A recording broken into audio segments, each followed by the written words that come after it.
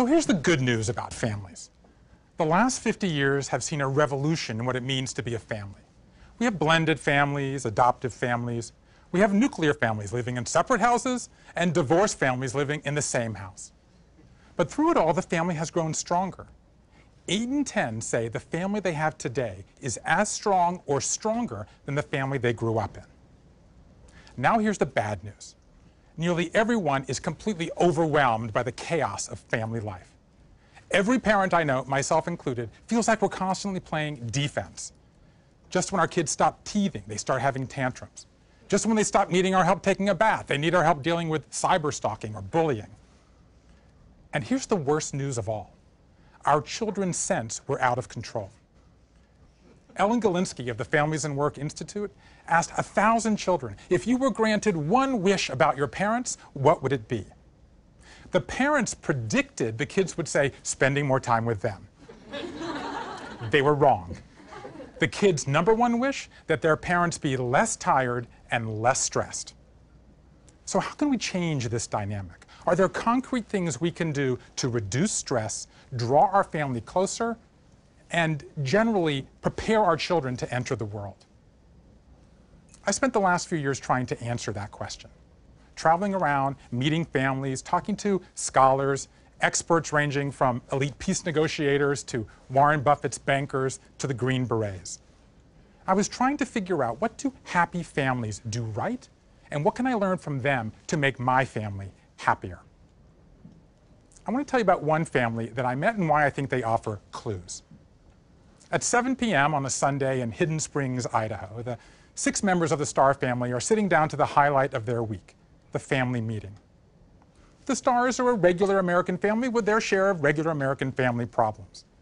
David is a software engineer. Eleanor takes care of their 4 children, ages 10 to 15. One of those kids tutors math on the far side of town, one has lacrosse on the near side of town, one has Asperger's syndrome, one has ADHD. We were living in complete chaos, Eleanor said. What the Starrs did next, though, was surprising.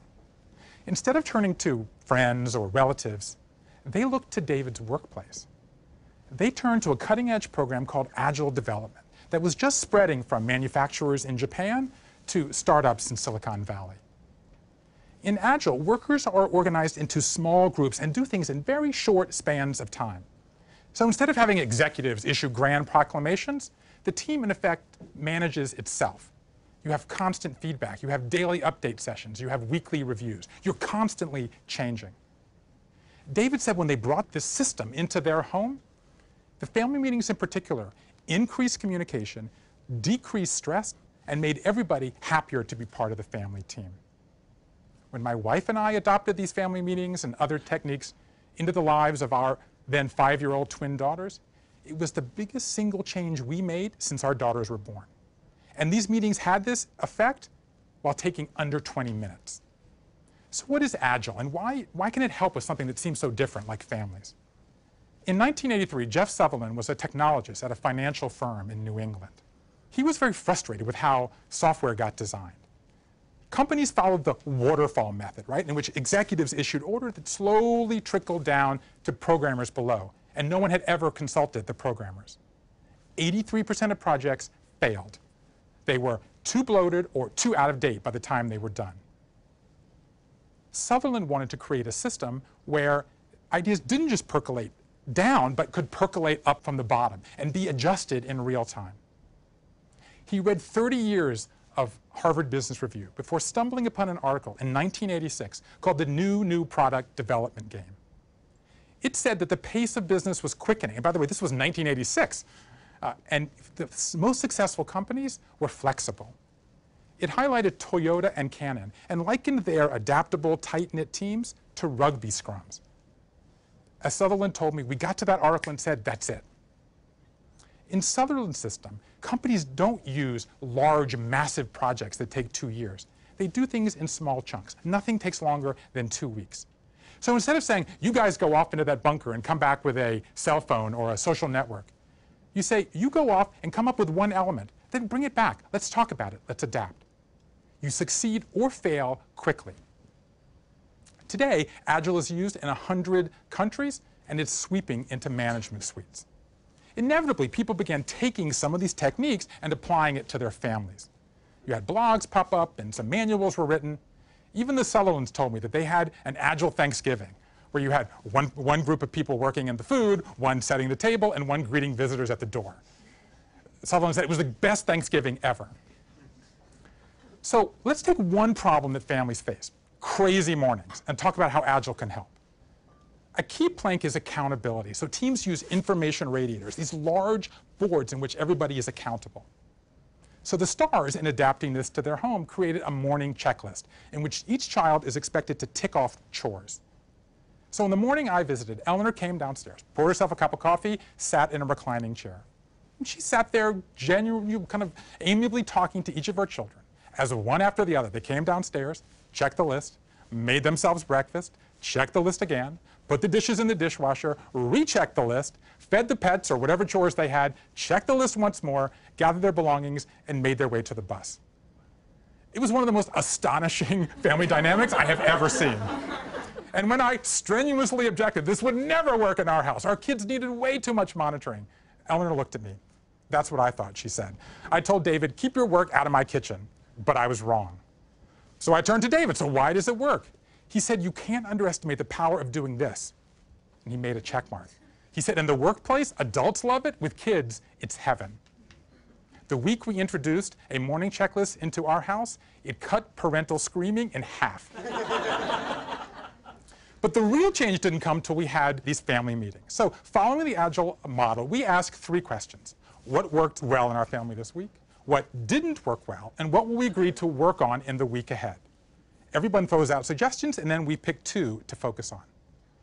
And suddenly the most amazing things started coming out of our daughters' mouths.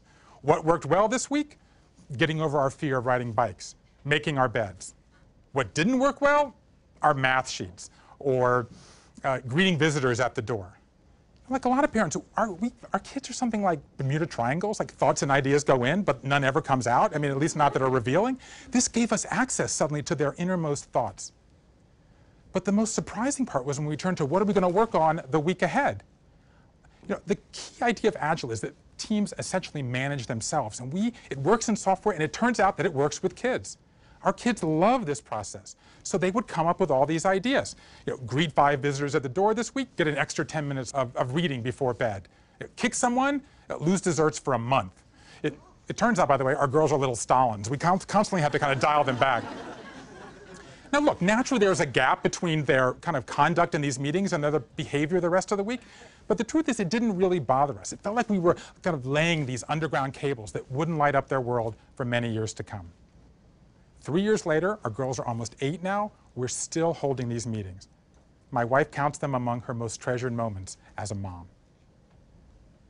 So what did we learn? The word agile entered the lexicon in 2001 when Jeff Sutherland, a group of designers, met in Utah and wrote a 12-point agile manifesto. I think the time is right for an agile family manifesto. I've taken some ideas from the stars and from many other families I met. I'm proposing 3 planks. Plank number 1, adapt all the time. When I became a parent, I figured, you know what, we'll set a few rules and we'll stick to them. That assumes, as parents, we can anticipate every problem that's going to arise. We can't. What's great about the Agile system is you build in a system of change so that you can react to what's happening to you in real time. It's like they say in the internet world, if you're doing the same thing today you were doing 6 months ago, you're doing the wrong thing. Parents can learn a lot from that. But to me, adapt all the time means something deeper too. We have to break parents out of this straitjacket that the only ideas we can try at home are ones that come from shrinks or self-help gurus or other family experts. The truth is, their ideas are stale. Whereas in all these other worlds are these new ideas to make groups and teams work effectively. Let's just take a few examples. Let's take the biggest issue of all, family dinner. Everybody knows that having family dinner with your children is good for the kids. But for so many of us, it doesn't work in our lives.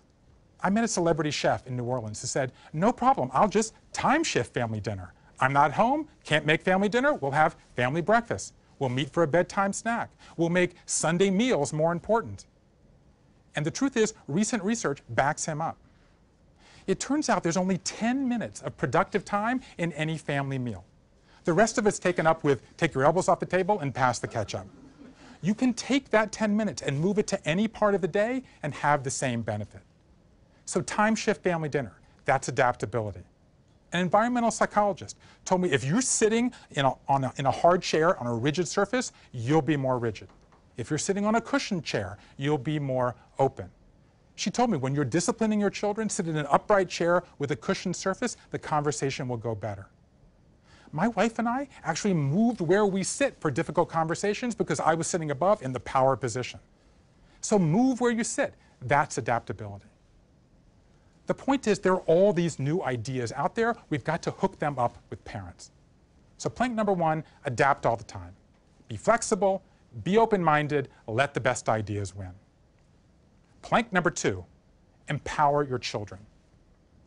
Our instinct as parents is to order our kids around. It's easier, and frankly, we're usually right. There's a reason that few systems have been more waterfall over time than the family. But the single biggest lesson we learned is to reverse the waterfall as much as possible. Enlist the children in their own upbringing. Just yesterday, we were having our family meeting, and we had voted to work on overreacting. So we said, okay, give us a reward and give us a punishment, okay? So one of my daughters threw out, you get 5 minutes of overreacting time all week. So we kind of liked that.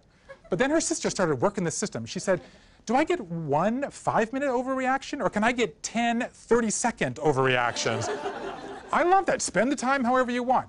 Now give us a punishment. Okay, if we get 15 minutes of overreaction time, that's the limit. Every minute above that, we have to do 1 push-up. So you see, this is working. Now look, this system isn't lax. There's plenty of parental authority going on, but we're giving them practice becoming independent, which of course is our ultimate goal.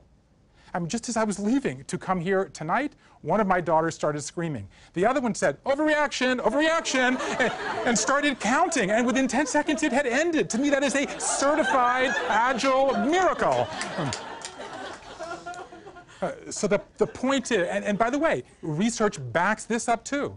Children who plan their own goals, set weekly schedules, evaluate their own work, build up their frontal cortex, and take more control over their lives. The point is we have to let our children succeed on their own terms, and yes, on occasion, fail on their own terms. I was talking to Warren Buffett's banker, and he was chiding me for not letting my children make mistakes with their allowance. And I said, but what if they drive into a ditch? He said, it's much better to drive into a ditch with a $6 allowance than a $60,000 a year salary or a $6 million inheritance. So the bottom line is empower your children. Plank number 3, tell your story. Adaptability is fine, but we also need bedrock. Jim Collins, the author of Good to Great, told me that successful human organizations of any kind have 2 things in common. They preserve the core, they stimulate progress. So Agile is great for stimulating progress, but I kept hearing time and again, you need to preserve the core. So how do you do that?